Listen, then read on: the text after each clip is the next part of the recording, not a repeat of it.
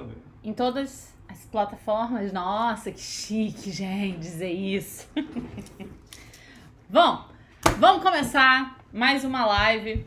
A live de aquecimento da Jornada Fisioterapia para Pessoa Idosa. Vai ser o nosso primeiro evento de 2023. Já temos algumas modificações para fazer nesse terceiro lançamento, primeiro de 2023, né?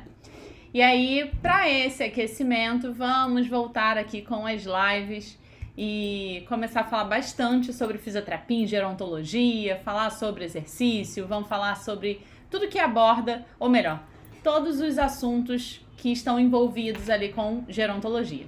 Para hoje, o tema é bem bacana, que é sobre prescrição fisioterapêutica ideal.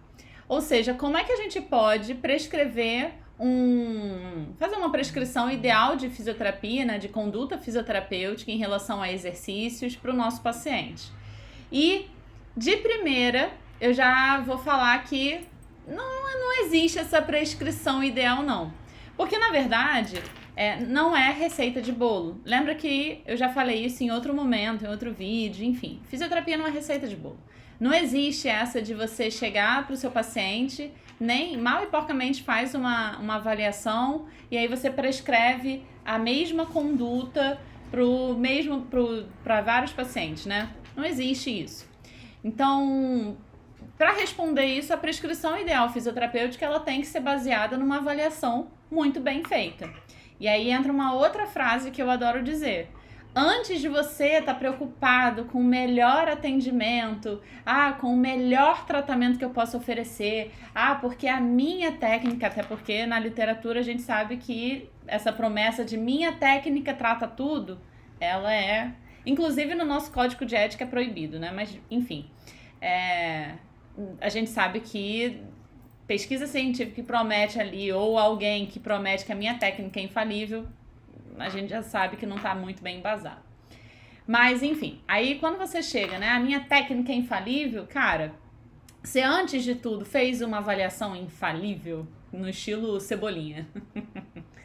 Então, gente, depende muito de uma avaliação. Uma boa avaliação, você consegue traçar um bom tratamento fisioterapêutico, uma boa prescrição, uma boa conduta, tá?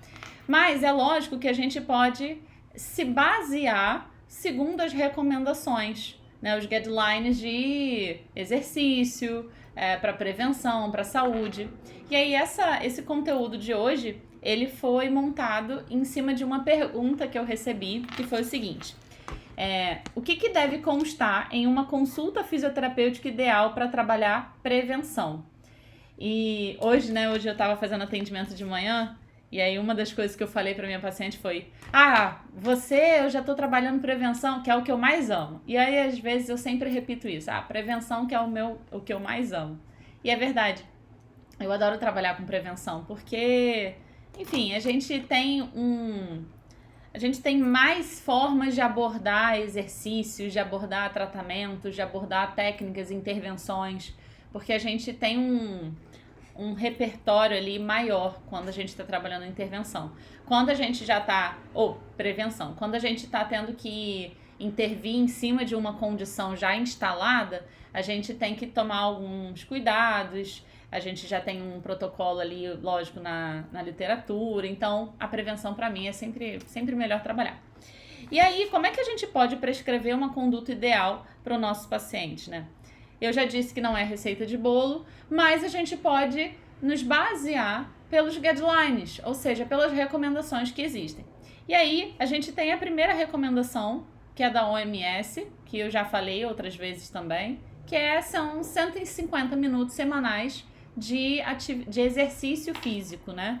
Então, a pessoa ela precisa, para se manter saudável, ou seja, falando especificamente do nosso público, das pessoas acima de 60 anos, ou seja, a pessoa idosa. O que essa pessoa precisa fazer para se manter saudável? Significa que essa pessoa vai manter pelo maior tempo possível o grau de autonomia e independência dela. Isso a gente consegue verificar através das atividades de vida diária, ou seja, quanto essa pessoa consegue manter das atividades da rotina dela. Então, por exemplo, se a pessoa ela consegue realizar a própria autohigiene, essa pessoa consegue fazer o cuidado básico da vida dela, ela tem um grau de independência considerável bom ali para esse tipo de atividade de vida diária básicas, ok. Outra menção, né? Outra forma da gente avaliar, rastrear, são as atividades instrumentais. Se a pessoa consegue gerenciar a vida dela, ela consegue sair de casa, pegar um transporte público, ou enfim, ela consegue mexer no próprio dinheiro, tomar os próprios medicamentos. Isso são as atividades instrumentais. Ela consegue fazer a própria comida, tá? Ir ao banco, ir ao mercado, é isso. Então, quando a gente verifica, rastreia, através dessas atividades de vida diária, básicas e instrumentais, a gente consegue definir ali, ela tem uma boa qualidade de independência e autonomia. Se eu sei que essa pessoa tem essas funções, aí sim eu consigo saber se ela é uma pessoa funcional ou não. E aí sim eu consigo verificar o grau. Então, foi. Então, eu preciso, né, trabalhar ali a prevenção. Perdi o assunto quando eu me distraí aqui com a Siri, mas tudo bem, bora. Volta. Com relação à prescrição, trabalhar a prevenção com essas pessoas. Então, vamos seguir a linha da OMS. Então, eu estou trabalhando com uma pessoa dita saudável, tem uma funcionalidade ali preservada, tá? Qual é a recomendação? São 150 minutos semanais de atividade de exercício físico, sendo que a gente vai diferenciar, né, em exercício aeróbico, exercício resistido e treino de flexibilidade. Só que não para por aí. A gente tem também a recomendação, por exemplo, da associação, da American Heart Association, então da Associação Americana do Coração. Então, por exemplo, com base nesse guideline, a gente vai seguir basicamente a mesma orientação da OMS. Só que a gente acrescenta o treino de equilíbrio. Então, precisa ser feito um treino aeróbico. Aí a recomendação, né, fica 30 minutos semanais ali, 30 minutos, cadê? Eu até peguei a minha colinha aqui. 30 minutos, 5 vezes por semana, se for um treino moderado. Ou 30 minutos com intensidade mais alta, 3 vezes na semana. Beleza, ok. Como é que eu posso fazer isso na consulta da fisioterapia? Bom, a gente sempre tem uma forma, né, de trabalhar, por exemplo, subir e descer escada, se o paciente pode subir e descer escada. Hoje eu estava colocando uma das minhas pacientes para subir durante 15 minutos, subir degrau. Então, isso já fez uma alteração cardiovascular, cardiorrespiratória nela, então eu consegui fazer um treino. Mas a fisioterapia eu não estou lá com ela 5 dias na semana, então preciso que ela tenha um outro tipo de acompanhamento para poder ter esse resultado, né? Ou seja, está de acordo com a prescrição tanto da OMS como, por exemplo, da associação aqui. E aí, dando continuidade. Dentro desse mesmo treino, é importante que essa pessoa, além do treino aeróbico, faça um treino resistido. De preferência, né? A gente tá falando de prevenção, a gente pode fazer dos grandes grupos musculares. Então, pega os grandes grupos musculares de membros inferiores, membros superiores, trabalha tronco, pronto, a gente faz um treino resistido. Quando a gente fala de treino resistido, tô falando de colocar carga. Então, pode e deve colocar carga nos nossos pacientes. Renata, mas você está falando de prevenção com uma pessoa saudável. Mas e se for uma pessoa que já estiver ali com um diagnóstico de fragilidade? Então, ela foi incluída lá nos critérios de fragilidade. E aí? Eu posso fazer treino de força? Deve, porque através da carga, só que aí a carga, ou seja, a dosagem que vai colocar essa carga que vai ser reduzida. Vai ser de acordo com o que essa pessoa consegue realizar ali da dosagem dos exercícios. Mas é importante colocar carga. Não estou conseguindo colocar carga com o meu paciente agora por enquanto. Ok, usa uma faixa elástica um pouco mais leve, né? Aquela faixa elástica bem levinha. Tudo bem, coloca, mas é importante colocar resistência para a gente poder fazer o treino de resistência. O nome já diz, né? Bom, mas e aí, só isso? Então vamos lá, eu já falei que tem que ter pelo menos ali 30 minutinhos de exercício aeróbico, Vamos colocar resistência de pelo menos os grandes grupos musculares. Agora, se você está tratando algo específico também, eu preciso trabalhar uma capsulite ali do ombro dessa pessoa, ou seja, tem uma alteração no ombro. Tudo bem, você vai trabalhar essa estrutura, mas você não vai esquecer do resto do corpo. Lembra de não segmentar o nosso paciente. Mas Renata, eu fico 1 hora só tratando o ombro. Tá, enquanto você está fazendo algum dos seus recursos, não teria possibilidade desse paciente estar fazendo algum outro treino? Por exemplo, essa pessoa vai precisar mexer a perna, mexer o pé enquanto você está mexendo o braço. Pronto, fazendo ali um exercício de pé. Ou, por exemplo, a gente pode estar fazendo um treino de dupla tarefa, ou relacionado a treino motor e treino cognitivo. Então, enquanto você está fazendo algum recurso mais específico para tentar aumentar a amplitude de movimento de ombro, eu estou pedindo uma tarefa cognitiva para essa pessoa, tá? Como assim? Eu posso pedir para ela mencionar o maior número possível de palavras que comecem com a letra F. Pronto, a gente está fazendo a fluência verbal na categoria de fonética. Eu posso fazer o mesmo treino de fluência verbal na categoria animal. Pede para falar o maior número de animais que lembra. Posso puxar para nome de pessoa, nomes femininos, nomes masculinos, tá? Posso relacionar com diversas outras atividades. Linguagem. Vou pedir para essa pessoa complementar os ditados e provérbios. Aí você vai lembrando, né? Se não tem gato, caça, né? Ou então, quem tem boca vai... Pronto, aí pede para a pessoa ir complementando. Então, isso são formas da gente ir trazendo vários outros exercícios durante um recurso que você está fazendo mais específico, ok? Bom, dando continuidade, o que mais tem que ter nesse treino? Aí, o treino de flexibilidade, que é completa, né, aquela recomendação da OMS. E aí, esse treino de flexibilidade, de novo, pode ser um treino estático, onde você vai fazer esse movimento para o paciente, para a pessoa que está ali, mas também pode ser dinâmico, pode, inclusive, uma coisa que eu adoro, né? Ensina bem para o seu paciente, pede para fazer nos dias que você não tá. Por quê? Como eu já disse, né? Uma prescrição ideal, ela dá continuidade nos outros dias, não é só ali com a gente, naquele momento. Então, a pessoa só mexe com a fisioterapia e não mexe ao longo do dia. Quando a gente fala de prevenção, a gente tem que lembrar que não é só 2, 3 vezes na semana. Precisa fazer os outros dias também. Lembra da recomendação do treino aeróbico que eu falei? Na intensidade moderada, 30 minutinhos, 5 vezes na semana. Então, precisa fazer os outros dias. O treino de flexibilidade também é importante. Senão, a pessoa faz o treino de flexibilidade com você 2 vezes na semana, digamos, assim, 3 vezes na semana, passa os outros dias da semana sentado. Pronto, encurta de novo, aí tá enxugando gelo, né? Então é importante conscientizar o paciente, ensina para fazer, tá enxugando gelo, assim não dá, você precisa também ter o seu papel de cuidar do seu próprio corpo, tá? Não é a receita de bolo, não vou fazer aqui, colocar uma pílula mágica no seu café e você vai tomar e vai ficar tudo bem. Ou, não vou botar um aparelho. Eu lembro de uma vez que eu escutava, não tem um aparelho que ganhe massa muscular por mim, não? E aí eu ficava imaginando, né? Tá, ok, a gente até tem alguns recursos, mas ainda assim, gente, se não tiver a ação daquela pessoa, não vai ajudar. Então é importante conscientizar o nosso paciente.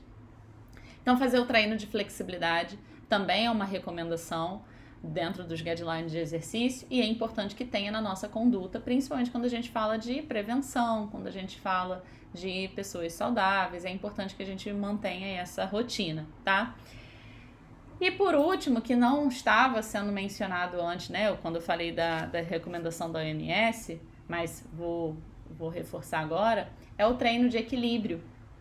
E aí a gente pensa, né, mas o meu paciente tá saudável, não tem histórico de queda no último ano, não tem risco, fiz, por exemplo, o Berg, avaliei, rastreei o equilíbrio e a marcha desse paciente, tá tudo bem, ok.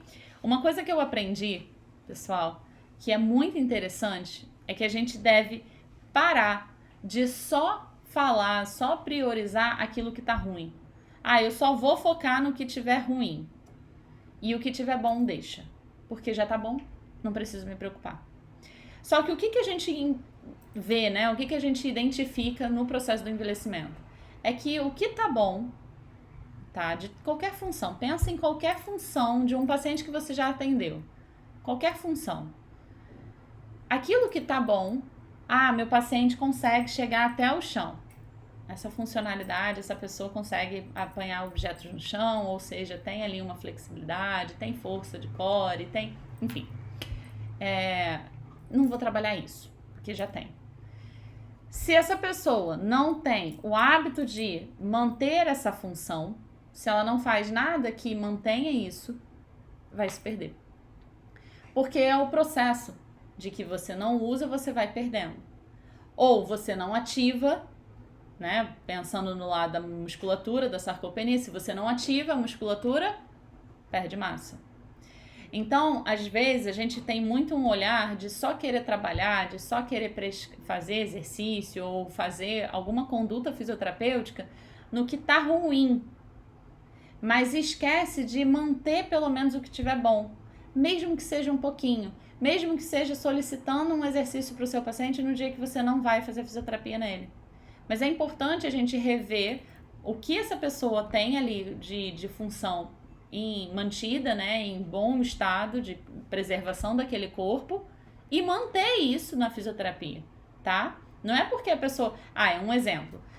Meu paciente não tem nenhuma complicação de joelho, não tem nenhuma artrose e agacha super bem. Não vou trabalhar isso, né? Não vou fazer fortalecimento não, porque acho que as pessoas fazem ainda assim, mas enfim, não vou fazer treino de flexibilidade, não vou fazer treino de mobilidade ali, porque mantém. E aí você vai se preocupar só, sei lá, com o punho, com o ombro, com o cotovelo, com a cervical, que foi a queixa principal. E aí eu só vou ficar aqui, ó, focada aqui. E aí, quando for daqui a pouco, a pessoa pode reclamar de alguma função que está se perdendo. Eu tô começando a perceber que eu já não consigo fazer o que eu conseguia. Por quê? Deixou de priorizar aquilo também, tá? Então, quando for fazer o treino de flexibilidade, de mobilidade articular, lembra de também trabalhar aquilo que está sendo considerado bom, funcional, tá? E o treino de equilíbrio seria basicamente a mesma coisa. Se você viu que tá bom, que tá tudo bem, você fez lá, como eu falei, né, Berg, você testou a marcha e o equilíbrio tá tudo bem, não vou fazer nenhum treino de equilíbrio, porque tá tudo bem? Se eu sei... peraí que deu uma mexidinha aqui numa câmera. Voltou. Se eu sei que essa pessoa tem o equilíbrio preservado, acho que uma função que eu poderia trabalhar é, pelo menos no finalzinho desse atendimento, pelo menos reservar os 10 últimos minutinhos. Fecha um pouquinho e balançou de novo. Obrigada. Foi. Nos últimos minutinhos do atendimento, de 10 minutos, reserva os 10 minutos finais, pra gente fazer uns treinos de equilíbrio. Renata, mas tá muito fácil, eu boto o meu paciente em apoio unipodal e tá muito fácil, o paciente fica lá em um pé só. Ok, se tá muito fácil, então vamos fazer de forma mais dinâmica. Então vamos colocar essa pessoa para andar com um pé na frente do outro, que é a posição de tandem. Vamos botar essa pessoa para segurar um objeto, por exemplo, pega um livro fininho, coloca a overbock em cima, essa pessoa tem que equilibrar a bola ao mesmo tempo que anda em semi-tandem, por exemplo. Tá mexendo? Então a gente... Obrigada. Então a gente vai dificultando o treino de equilíbrio para quem já tá tudo bem, tá? Mas é importante manter. Agora, e para quem já tem histórico de queda, ou seja, alguém que já apresenta algum risco de queda? Ou não apresenta risco, ou melhor, não apresentou queda no último ano, não teve nenhuma queda, mas quando você foi fazer o TUG, que é aquele teste onde a pessoa vai levantar da cadeira, andar um percurso, voltar e sentar novamente, que é o levanta, vai e volta, né? Se ela fez o TUG e apresentou uma pontuação lá superior a 20 segundos, tá? Mas ela não teve queda no último ano, ou seja, foi uma pessoa que o pessoal protegeu muito, às vezes a própria família protege, e essa pessoa realmente não teve nenhuma queda. Mas ela fez um TUG superior a 20 segundos. Isso significa que ela tem um risco alto para queda. Então, se eu sei que essa pessoa tem esse risco alto, mesmo que ela não tenha apresentado queda no último ano, eu preciso fazer um treino de equilíbrio. Para essa pessoa, um treino de equilíbrio pode ser um pouquinho mais simples no início e vai evoluindo à medida que essa pessoa, por exemplo, a cada 2 semanas você vai intensificando mais o exercício, como eu falei. Colocar bastante exercício de dupla tarefa, principalmente no de equilíbrio. Então, fazer dupla tarefa cognitiva e uma tarefa motora de equilíbrio. Então, é uma forma da gente trabalhar o equilíbrio dessa pessoa que já tem risco de queda. A pessoa apresentou uma pontuação no TUG razoável, né? Ficou ali 12 segundos, foi superior a 10, que é o considerado normal, mas também não é tão alto assim. Ok, o TUG foi relativamente adequado, mas essa pessoa apresentou queda no último ano. Pronto, preciso trabalhar. Tudo isso que a gente está falando pode ser considerado como treinos de multicomponentes. O que significa isso? Você vê que um atendimento pode ser, por exemplo, um atendimento de 50 minutos, a gente consegue separar cada modalidade para entrar num tempo ali de aproximadamente 50 minutos. São treinos de multicomponentes. A gente consegue, dentro da nossa conduta fisioterapêutica, adequar para isso, tá? Ah, Renata, mas eu preciso fazer uma intervenção um pouco mais específica, fazer uma mobilização articular, eu preciso fazer... Ok, então ajusta dentro desses treinos, dentro do que for possível para você, ajusta dentro dessas modalidades do que eu falei, né? Um treino aeróbico, um treino de resistência, um treino de flexibilidade e o treino de equilíbrio. Ajusta dentro dessas 4 modalidades de exercício a sua intervenção mais específica, tá? Um exemplo que eu faço, dentro da uroginecologia, quando vem paciente da uroginecologia para mim, eu preciso intervir especificamente no assoalho pélvico. Então, eu dentro dessas 4 modalidades, lógico, reforço aquilo que eu falei lá no início da live, gente, sem uma avaliação não vai ajudar. Então, primeiro faço uma avaliação ampla da funcionalidade daquela pessoa, rastreio o equilíbrio, rastreio marcha, rastreio como é que está o grau de independência e autonomia dessa pessoa, rastreio risco de fragilidade, enfim, faço tudo isso. Vou para minha avaliação mais específica da uroginecologia, porque precisa ter também, tá? E aí todo mundo vai ter a sua avaliação mais específica da sua área específica de cardio, de neuro, enfim, tá? Com base nisso, eu vou traçar a minha conduta fisioterapêutica. Prioritariamente, eu tento manter dentro dessas 4 modalidades. Mas eu preciso, em algum momento, especialmente da uroginecologia, eu preciso intervir com a uro. Como é que eu faço para que o exercício consiga entrar ali e eu não fique 2, 3 horas na casa da pessoa, né? Porque não é isso, não dá para ser assim. E aí eu encaixo dentro dessas 4 modalidades, tá? Então é importante, e eu não falei, mas o treino de equilíbrio, se possível, tem em todos os atendimentos, mas se for muito difícil, pelo menos 2 vezes na semana essa pessoa fazer algum treino de equilíbrio, ok? Bom, e aí a gente, falando sobre tudo isso, a gente consegue ter uma conduta fisioterapêutica ideal para trabalhar a prevenção, mas eu falei também aqui sobre um caso mais específico de alguém que tem algum comprometimento que a gente precisa intervir mais especificamente, ok? E aí, como eu estava falando, esses exercícios a gente pode considerar como multicomponentes, porque ele tem várias áreas envolvidas, ok? E é muito interessante quando a gente traz isso dentro da fisioterapia, porque, como eu já disse, sai daquele mais do mesmo. E aí eu acho muito bacana que a gente consiga fazer com que o paciente tenha um pouco mais de motivação, porque isso traz para ele ou para ela, traz um diferencial, sabe? Não é aquela coisa que você já espera que fisioterapia é parada. Aliás, às vezes isso é um problema, né?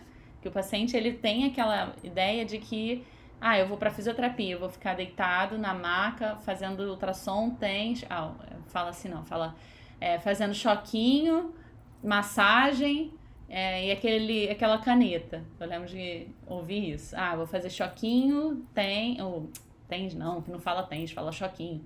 E vou fazer aquela caneta e a massagem. Às vezes a massagem era o ultrassom.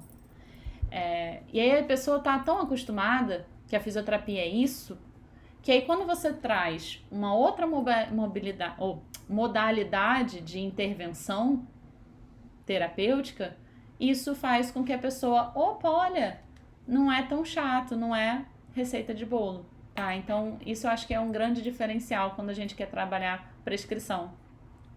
Mas eu reforço, gente, a prescrição ideal, você vai se basear na literatura, você vai se basear na área que você está trabalhando mais especificamente, como no meu caso, a uroginecologia, né?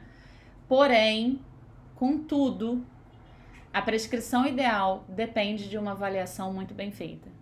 Como eu disse, a avaliação, eu vou rastrear a funcionalidade dessa pessoa, vou rastrear risco de fragilidade, vou rastrear estado cognitivo. Nada disso eu vou dar diagnóstico de rastreio cognitivo. Não tem nada a ver. Mas eu posso fazer um rastreio para eu saber com quem eu tô lidando. Quem é esse paciente que está na minha frente? E aí, aliás, já vou fazer esse comentário. Ontem eu recebi uma notícia que foi recente, agora foi, acho que na verdade saiu dia 6, os primeiros dias agora de janeiro. E é uma rede de mercados lá na Holanda que eles vão implementar esse ano no que eles chamam de caixas lento, ou check-out, como é que é? Check-out, agora eu não lembro, bom, enfim, vou lembrar. Mas são caixas lentos. Por quê? Eles fizeram uma pesquisa em conjunto, né, em parceria com o Ministério da Saúde holandês, para identificar necessidades do público deles. Olha que legal. E aí, nessa pesquisa, né, eles identificaram que, por mais que o mercado ele seja atrativo, né, para você ir comprar o que você precisa de comida, enfim, sair e voltar, né, para sua casa. O menor tempo possível você fica no caixa, porque você não quer ficar. Mas eles identificaram que o maior público deles são as pessoas acima de 75 anos.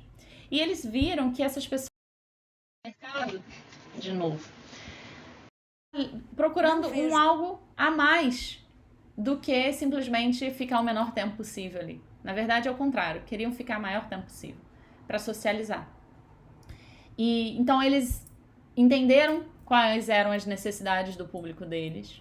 Eles observaram, estudaram quem é o público deles. E aí, quando eles sabiam exatamente o que essas pessoas precisam, eles vão implementar uma intervenção, podemos chamar assim, né? Para melhorar o atendimento para essas pessoas. E aí eu tô falando aqui, aí você pode ouvir isso e falar assim, não, mas Renata, isso não aplica na fisioterapia. Ué, você tá falando de uma rede varejista de mercado, tá falando de marketing. Olha o erro do fisioterapeuta aí, hein? Que é achar que é só fisioterapeuta. É achar que eu só sou fisioterapeuta, eu automaticamente só preciso saber de músculo, fáscia, osso, articulação, órgãos. Não é bem assim. É importante a gente entender qual é o público que você mais atende. Como esse público se comporta? Quais são as necessidades que esse público, que a fisioterapia pode solucionar? Quando a gente conhece bem o nosso público, a gente consegue oferecer um tratamento mais eficaz. Lógico que esse tratamento mais eficaz ele é baseado numa avaliação muito bem feita. E aí todo o seu know-how, seu conhecimento sobre técnicas, recursos, ou seja, tudo que você sabe de intervenção, de terapia, você vai aplicar para aquela pessoa. Só que é importante que você faça uma boa avaliação, que você entenda sobre o processo do envelhecimento, o que essa pessoa sente, como ela se comporta, o que é normal, o que não é. Você conhece tudo que pode afetar a saúde dessa pessoa. Quais são, e conhecer profundamente ali o que essa pessoa almeja, dores, desejos, enfim. E aí você consegue prescrever uma conduta fisioterapêutica ideal. Entendeu? Bom, eu espero que tenha ajudado aí o que eu falei agora. Vamos ficar vai ter agora outras lives. Lembra que essas lives agora estão acontecendo, que é um aquecimento para a Jornada Fisioterapia para Pessoa Idosa. Vai ser o primeiro evento desse ano. Espero que vocês estejam lá. Não sei, não tô sabendo de nada. Tudo bem. Vai no link. Ih, agora eu tô em 2 plataformas. Como é que vai? Vai no link da bio ou vai na descrição desse vídeo. Vai estar lá o link da inscrição para a jornada. Vai lá, se inscreve, já garante sua vaga para participar do evento, que vai ser uma semaninha, certo? Bom, então, gente, até a próxima live, até o próximo conteúdo. Espero vocês lá e qualquer coisa. E comenta aqui se vocês gostaram.